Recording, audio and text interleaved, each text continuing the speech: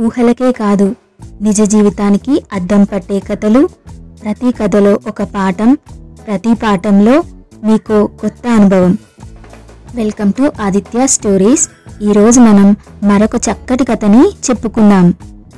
అనగనగా ఒక దట్టమైన అడవిలో ఒక ముని తపస్సు చేస్తూ ఉండేవాడు. అతనితో ఎప్పుడూ ఒక కుక్క వెంట తిరుగుతూ విశ్వాసంగా ఉండేది. ఒకరోజు ఒక పులి ఆ కుక్కని తినడానికి దాని వెంట పడింది. కుక్క పులిని తప్పించుకొని పరిగెత్తుకుంటూ వచ్చి ముని వెనకాల ప్రాణభయంతో దాక్కుంది.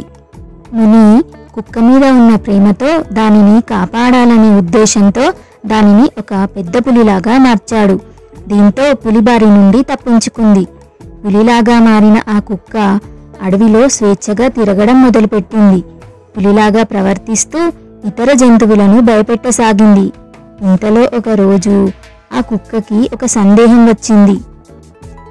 ముని అసలే దయాహృదయం, జాలి, ప్రేమ కలవాడు. రేపు ఇంకో జంతువుపై మునికి ప్రేమ కలిగితే నాకంటే బలమైన జంతువుగా దానిని కూడా మారిస్తే నా పరిస్థితి ఏంటి అని ఆలోచించింది. ఇంతలో దానికి ఒక ఉపాయం తట్టింది.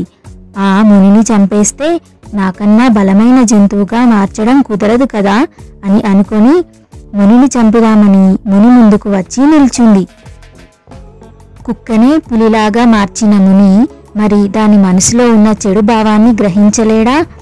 ముని దాని చెడు భావాన్ని గ్రహించి దాన్ని మళ్ళీ కుక్కలాగే మార్చేశాడు.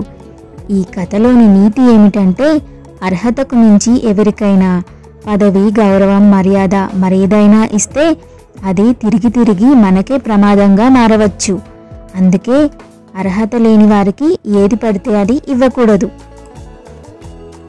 ఈ వీడియో మీకు నచ్చినట్లయితే లైక్ చేయండి, షేర్ చేయండి. మరిన్ని మంచి మంచి కథల కోసం మన ఛానల్ ఆదిత్య స్టోరీస్ని సబ్స్క్రైబ్ చేసుకోండి. Thanks for watching.